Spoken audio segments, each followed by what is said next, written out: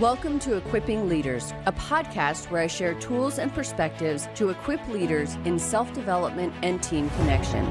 I am your host, Natasha, and I am excited to share today's episode with you.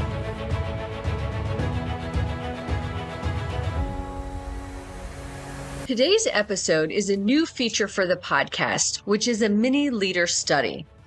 There are so many phenomenal leaders throughout history and across the world, and I want to highlight how leaders and leadership is all around us. In these episodes, I will share a leader and some of their achievements, and then 3 leadership lessons and what they can teach us about leadership in the here and now. I will talk about all kinds of people and their leadership traits, from Elizabeth I to Betty White, and from Ruth Bader Ginsburg to Zenobia from Syria. Today we're going to start with the Trung Sisters of Vietnam. They were heroes and symbols of independence in Vietnam, but I first heard about them just a couple of years ago, and their story is really brave and really compelling, even though it took place a very long time ago. These sisters' leadership traits can reach across history and provide us inspiration today. When the Chinese Han Empire was spreading across the East, it would fight and overtake various smaller communities and then impose its rules and standards. In Vietnam, the culture was more open to different types of relationships and interactions between people, and mothers played a really important role in not only raising children, but also in making future decisions and plans in the best interest of the family groups, or clan as they were called. While the Han Dynasty was beneficial for China because of the economic growth it brought with it, obviously that growth came at the expense of many people and their cultures. They began their invasion of Vietnam in 111 BC, and the battle went on for many years. As they battled and took over, they implemented their own rules about family and women's status, most of which were not compatible with Vietnam's rules and beliefs. This specifically occurred under the rule of Gen Wen, who embraced Confucianism, which had a very different perspective on women's sovereignty. These new rules and beliefs held women as subservient to men, and outside of that, the taxation was incredibly high. The Trung sisters were highly educated, specifically in the areas of literature and martial arts, which was encouraged and supported by their mother, a practice that was not abnormal within their matriarchal traditions.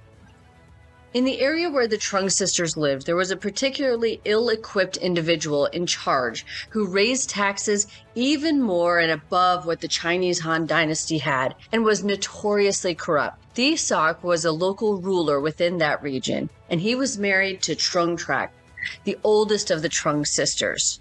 When Thi Soc complained about how his people were being treated, he was killed. It was with the death of her husband that Trung Trac decided that the oppression of the Chinese Han was enough, and she teamed up with her sister, Trung Nhi, and members of their local clan to fight back. Many members of their fighting force were other women who were also frustrated with the Chinese Han's rules and ready to reclaim their sovereignty.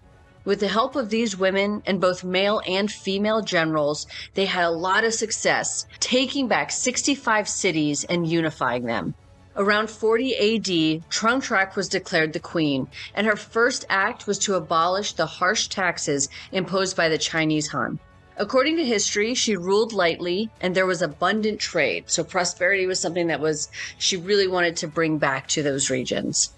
In 42 AD, the ruler of the Chinese Han decided that he'd had enough of the sisters and sent an army of 20,000 soldiers to fight them.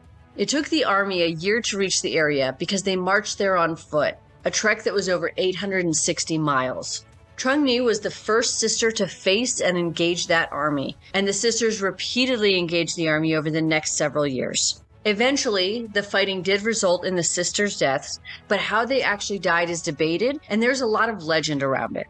How they died is not particularly important for our purposes here. What is important is that their death did not end the rebellion. Their death served as a symbol of independence, and the people fought on. Something that is interesting about this story, too, is that there's actually very little known about the Trung sisters because their brief history was written by Chinese historians. There are so many leadership lessons and traits and qualities that we could pull out of the Trung sisters' story, but I'm going to highlight 3. And the first leadership lesson is to fight back, even if it's against a long-held tradition or system. The Chinese Han had been in power for 247 years, but when they pushed too far, the Trung sisters took action. Remember that nothing is ever set in stone. You can absolutely change things. Second, if someone is underestimating you, let them and use it to win. Trung sisters were underestimated because there were many people who believed that a group would fail under the leadership of a woman. Not only did it not fail, but they won, and their names are still known to this day. Third, these sisters are the embodiment of that Steve Martin quote, "Be so good they can't ignore you." In the vast history of China, these women were acknowledged and still celebrated to this day. They are depicted as riding on war elephants, and they are a symbol of independence. After they won several battles, the leader of the Chinese Han put together a force to specifically take out these two women. They were a force. Use your skills and strengths to fight your battles and stand against systems of oppression. Across history, there have been opportunities for everyday people to step into leadership. People have stepped into it in their own way, and as we work through this leader study series, I'm looking forward to sharing different leaders, both expected and unexpected, who have leadership lessons to share. Thank you for listening to this episode of the Equipping Leaders podcast. For more leadership development content, you can visit my website, natashacheyenne.com, where you will find my leadership journal with dozens of articles and the Cultivation Cafe, which is always growing and has leadership frameworks, book recommendations, and inclusion and mental health resources. You can also follow me on Instagram at novel_Natasha or at Equipping Leaders Podcast, and on Twitter at Natasha Cheyenne. Join me next week for another episode.